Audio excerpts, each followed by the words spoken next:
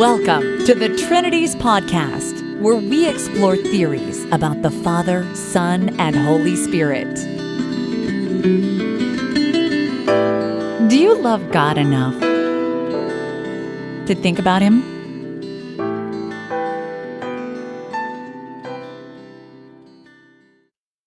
Episode 210, Ludger Jansen, Action and Eternity. When you or I perform an action such as raising our hand or asking a question or going for a walk, there's a before and an after, and probably a during also. In other words, we are in time, and there's a time before we begin to act, there's a time during which we're acting, and there's a time after which we have acted. Now, what about God? On the traditional view, God is timeless. So, how then can God act? God, Christians think, does a lot of important things, such as, perhaps most importantly, creating the heavens and the earth. Can He do that if He's not in time? What does it take to be an actor, to perform an action, to do something? In this talk at the 2017 Conference on God and Time held in Bonn, Germany, Dr. Ludger Jansen gives criteria, that is, conditions that are required for acting, and argues that a timeless God can still meet those criteria. Without further ado then, Dr. Jansen. In a way, I continue there where Natalia stopped and what Ludwig Neidhardt talked about at the end, the action-related arguments. How is action possible for an eternal being? The traditional picture, as you know, is the timeless God. Time is part of creation. God is the creator, so God cannot be a timely being. So there is no before in creation in a literal sense. It's maybe a causal hierarchy that leads you to say that God is before creation, but not a temporal order. Hence, God is outside of time, and in God there is no change. Connected to this traditional picture of God, there are the three measures, as you could say, of duration. There's time, which measures changing things, durations of changes. There's sempiternity, changes that go on and on and on, without beginning, without end, and finally eternity, which would be the measure of whatever God is doing. So if you analyze these characterizations, you see there are two criteria. The one is it beginning or ending? Has it borders? And the other is, does it concern change or not? Combinatorically, you get four fields. This, you could argue, is not possible. This combination, something without change would not be able to point to certain regions where it should begin or end. So three fields remain, and you can name them accordingly with the traditional terms.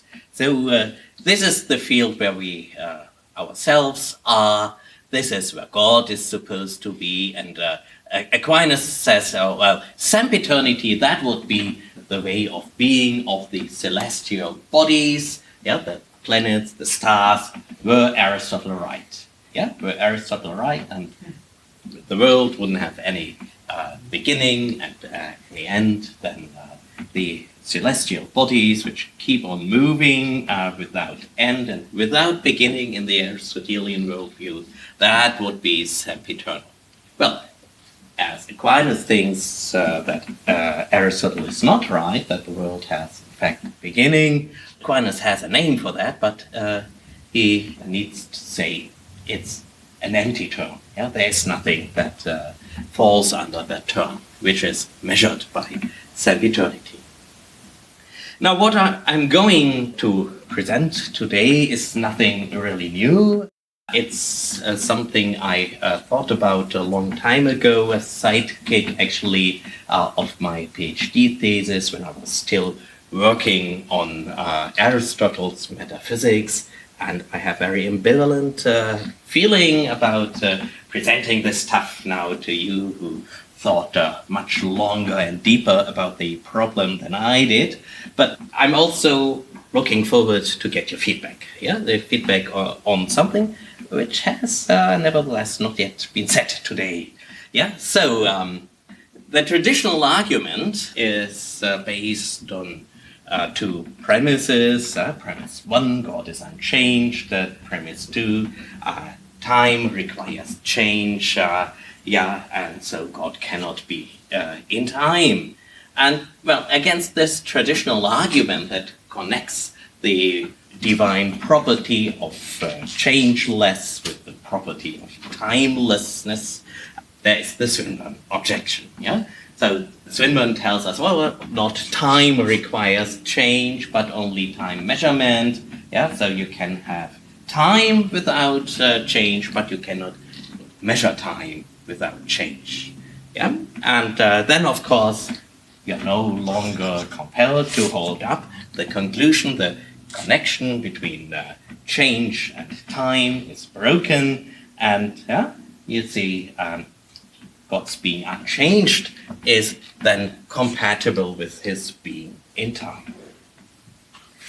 But we have in theological claims of believers, we have a lot of phenomena which faith talks about, which involve divine actions. Yeah?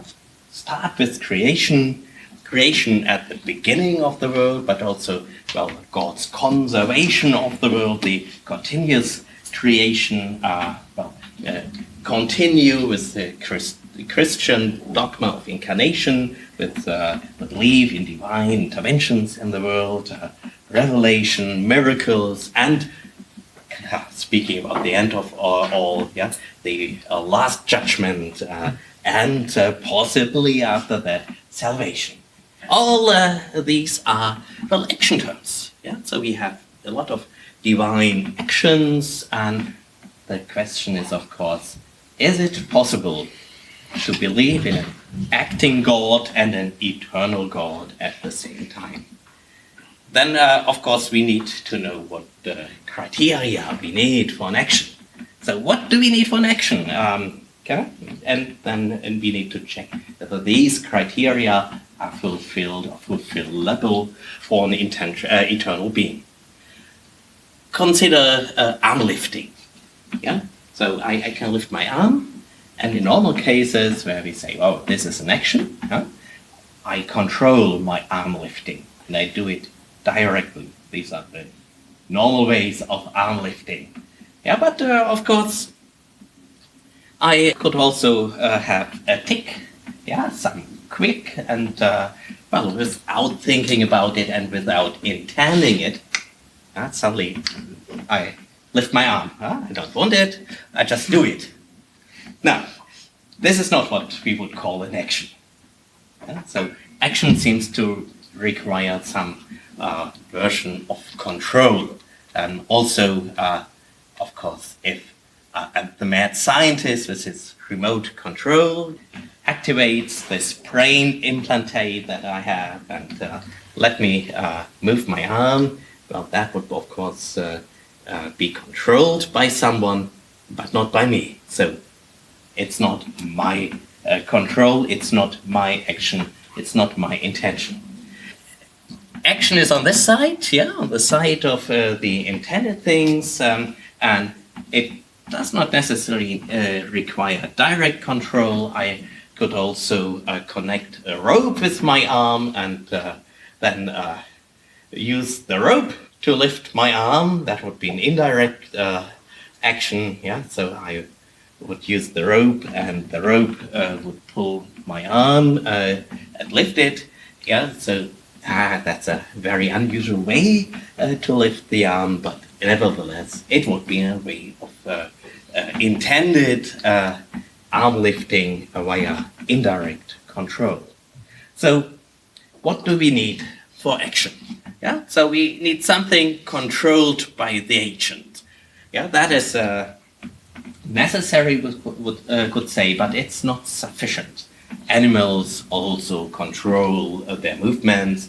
Yeah, they control whether they eat this stuff or not. Machines control whatever activity they are supposed to perform. So we have a necessary but not a sufficient criteria. Yeah, then we want to have that action to be something intended. Yeah, that of course presupposes that we can express whatever we are doing in a language, in a propositional language, because to intend something is always to intend something, and then I intend that, or I intend to, and then I have to fill in some description of the activity I do intend, or the state of affairs I want to realize. Yeah? So we need some linguistic expressibility here. Yeah? Well, intended actions are often reasoned, but not always. So that is a typical feature of typical actions, but there are also automatic and reflective actions. So, well, typical feature, but not a necessary one. Also, typical actions are often conscious. Yeah, but you could also talk about subconscious or unconscious actions. So that's also not necessary. Yeah? Actions are often bodily movements.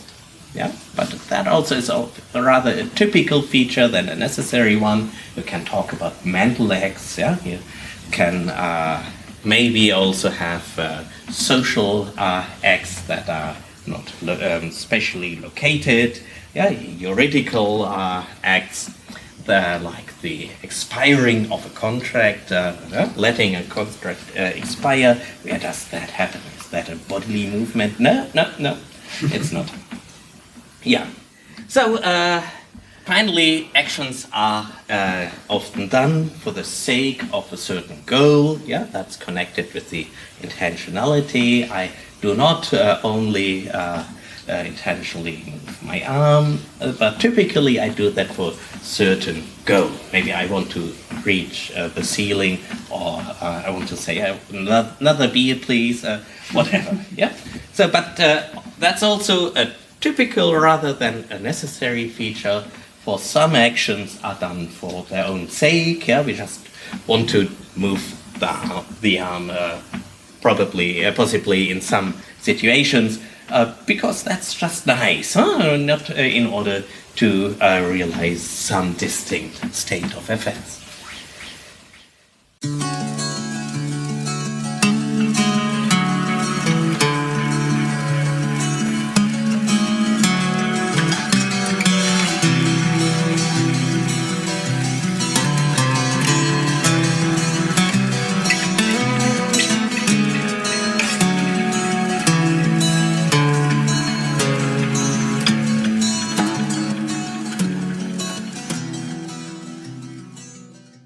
Okay, now we have then a certain structure of action and action intention.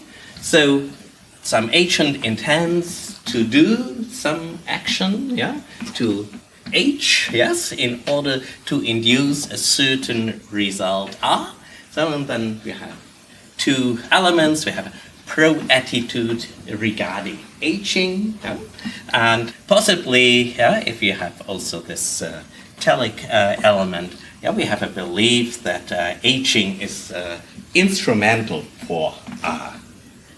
Okay, so taking stock on this little action theoretical excursus, so we don't need bodily movement. That makes it easier for God to act. We do need an agent, so we are still to show that God can be an agent, that he be an acting person, and that he can have intentions. Yeah? No action without an intention. Okay, I think I can go quickly over this Boethius stuff because others talked about that before. Yeah, if you have Boethius' characterization of eternity, as interminabilis vitae tota simul et perfecta possessio, and then the everything simultaneous bit. If we understand that in the naive way, that eternity is simultaneously with every event out there in space-time, then of course we get this contradiction that then all the events in space-time need to be simultaneous. But I don't think that this is what Boethius intended, that he doesn't want to say that every events are simultaneous, but I will come back to this later. First, another problem, another objection for the action in eternity view. Well, one for many, Peter Roos, my PhD supervisor, by the way, in his old book on the philosophy of religion, he very much stresses the personality of God, because God needs to be a judge in the last judgment, and he needs to know about our souls and our intentions, and he needs to be a person, and Roos thinks that personality, intentions, actions suppose time, and that we suppose egocentricity. Agent, a person needs to be able to say I, or in which language that doesn't matter. God does not need to be an Englishman, but he needs to be able to refer to himself as himself, and also he needs to be able to think about a now, a presence. So this is the Roos objection, and he says that's only possible in time. Now, first, the answer to the simultaneity objection. Well, I don't think that everything simultaneous means that all the events need to be simultaneous with eternity, but all of God's actions, all of God's actions should be simultaneously, and that is also not an original interpretation of the passage. I'm there in good company, but if we take this interpretation of Boethius, then we can formulate one criterion for the acts of God, the mental acts, because the other criterion would be a divine act couldn't be a bodily movement, because God doesn't have a body. So first criterion is only mental acts, and then only mental acts that do not involve bodily states. We humans have a lot of mental acts that do involve bodily states. A sensual perception requires certain states of our sensual organs. My ear, my eyes, my nose needs to be in certain states in order for me to hear, to smell, to see. So we cannot ascribe these things to God because of his incorporeality. And the other thing which is so triggered by the Boethius characterization of eternity is the non-sequentiality criterion. So mental acts that involve a succession cannot be ascribed to God. So internally, to hum a melody, for example, melody is a succession of various sounds, so that we cannot ascribe to God. So imagining harmonious sounds, all of the sounds at the same time, there's no succession of sounds that might be a possible state of a divine mind.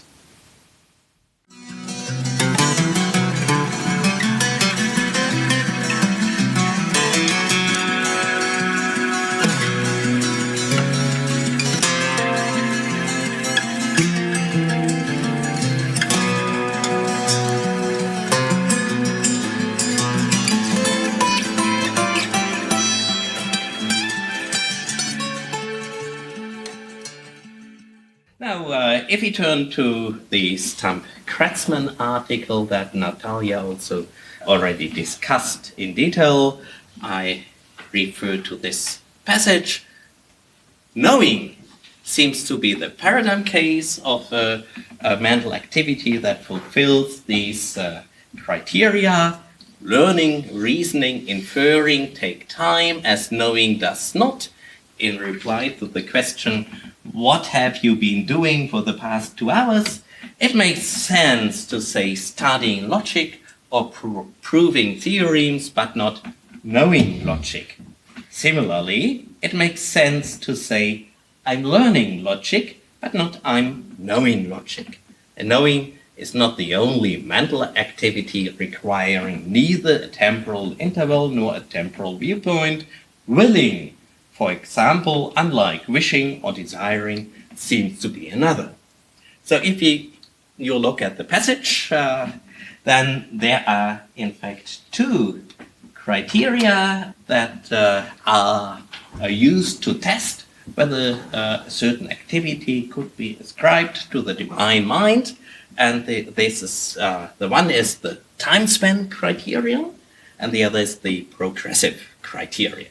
The time span criterion says a mental act V is non-sequential if it makes no sense to answer the question, what have you done during the last 2 hours, by saying why.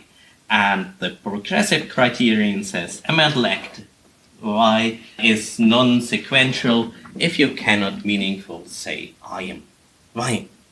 Yeah? So the idea behind these criteria is, of course, these are formulated using object language sentences from the English language. So you take one informed speaker of that language, and then you expect some yes or no answer.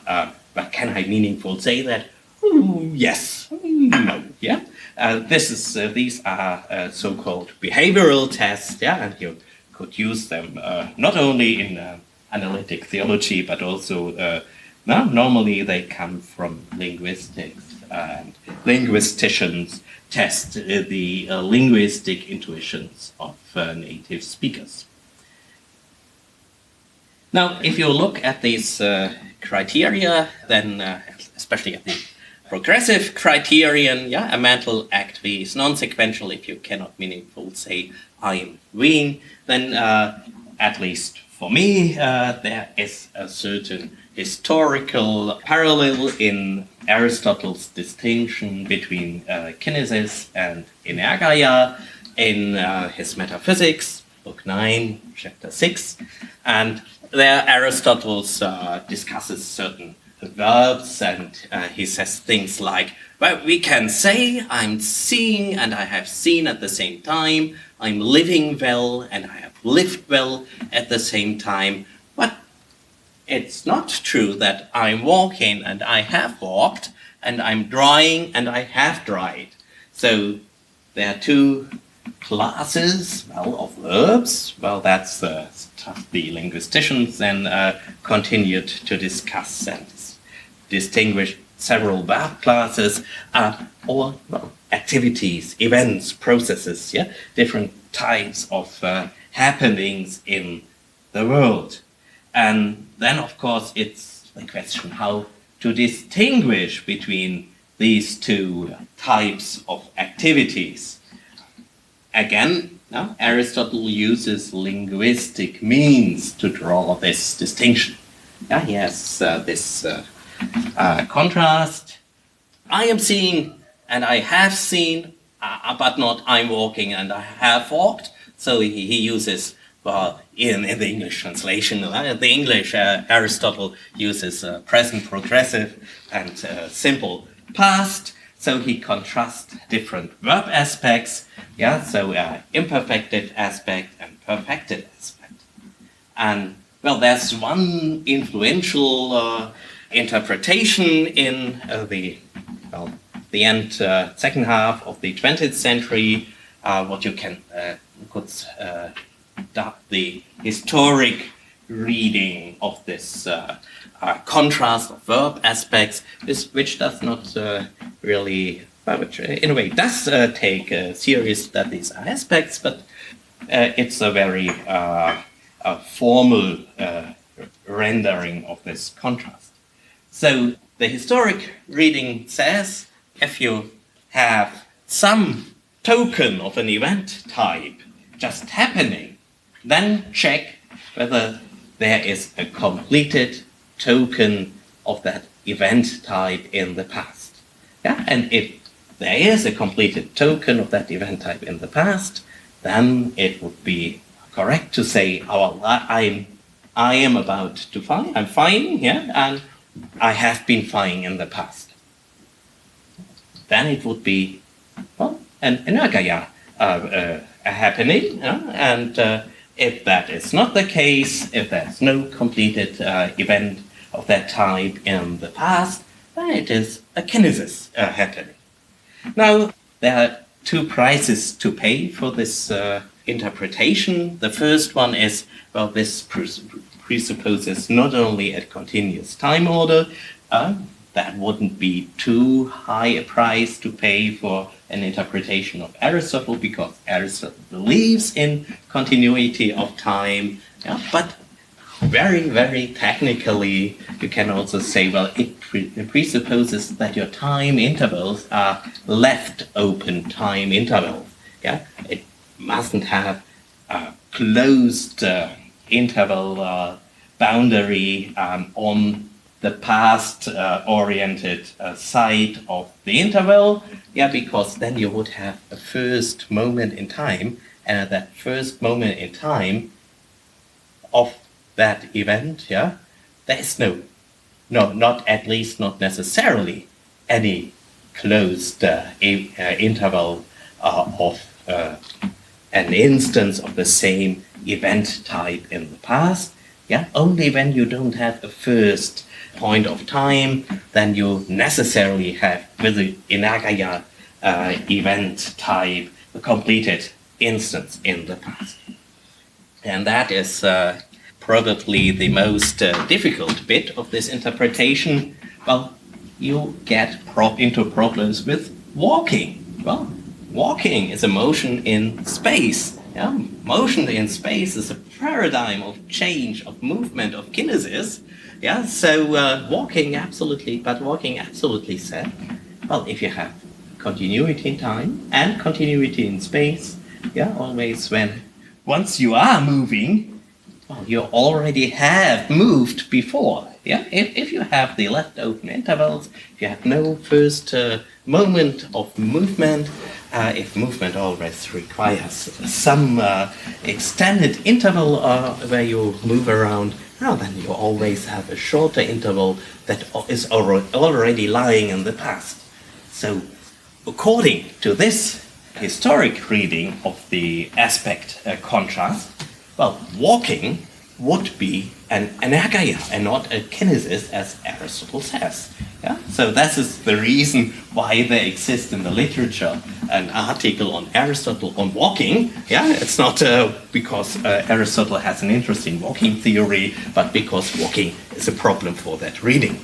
Yeah, but if you look at the grammar of Greek aspects, then the perfective aspect need not refer to a completed instance of some event in the past.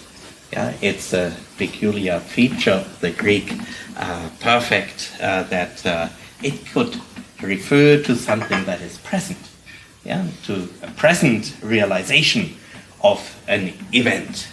Yeah, so if see something, of course, yeah, well, I already have that visual form in my mind. There's nothing more to come.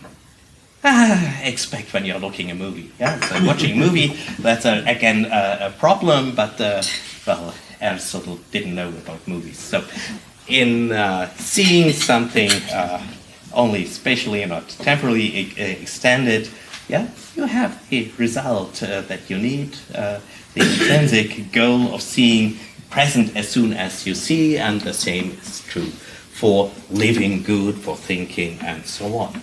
So we could say, yes, this is enagaya events that these can also happen in eternity.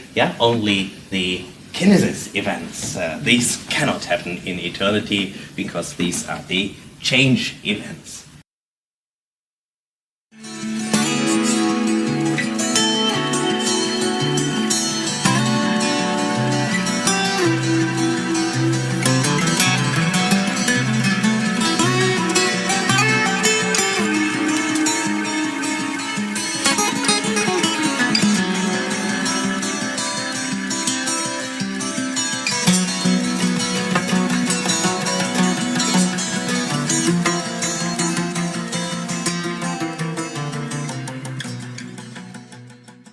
So if you look at our checklist for an acting eternal God, he needs to be bodiless.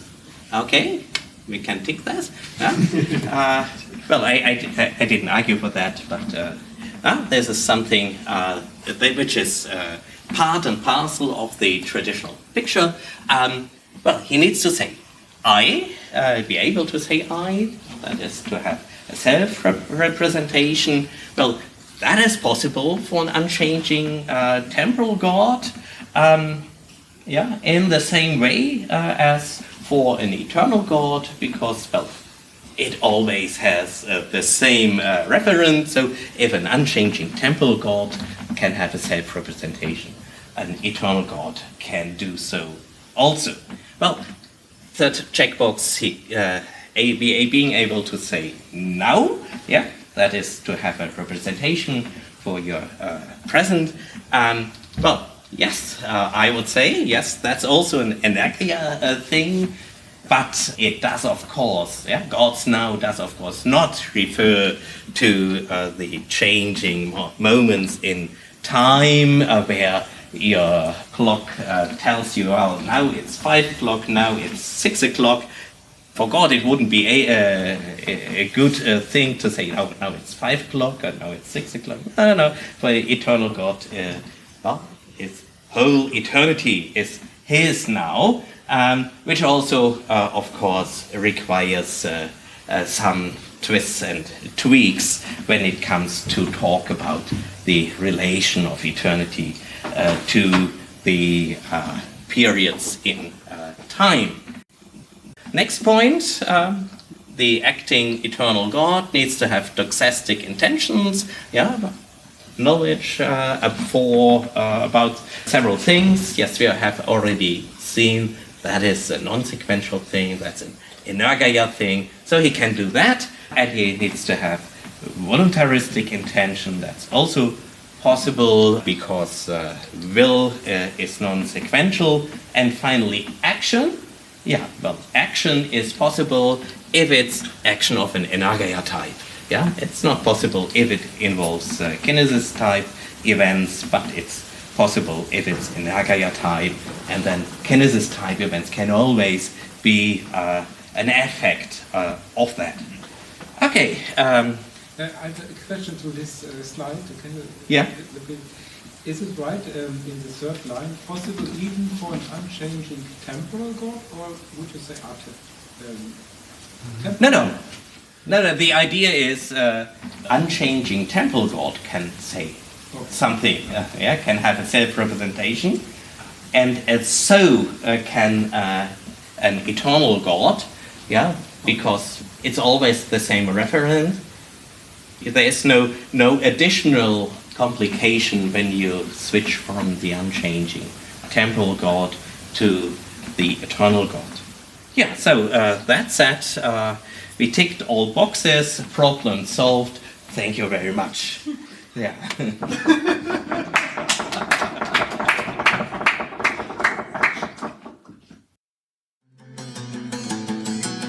Today's thinking music has been the track The Delicate Brutalist by Daniel Birch and Ben Pegley.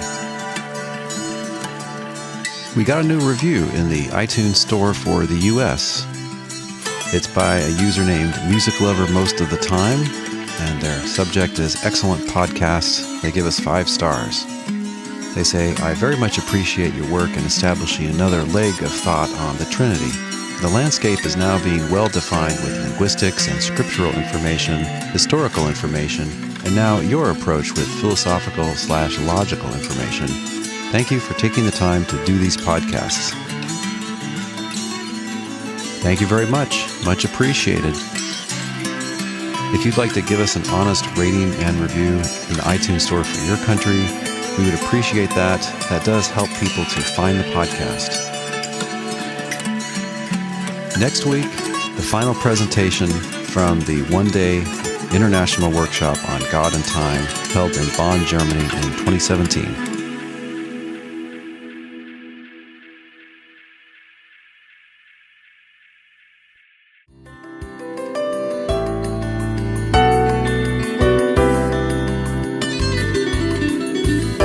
Thanks for listening.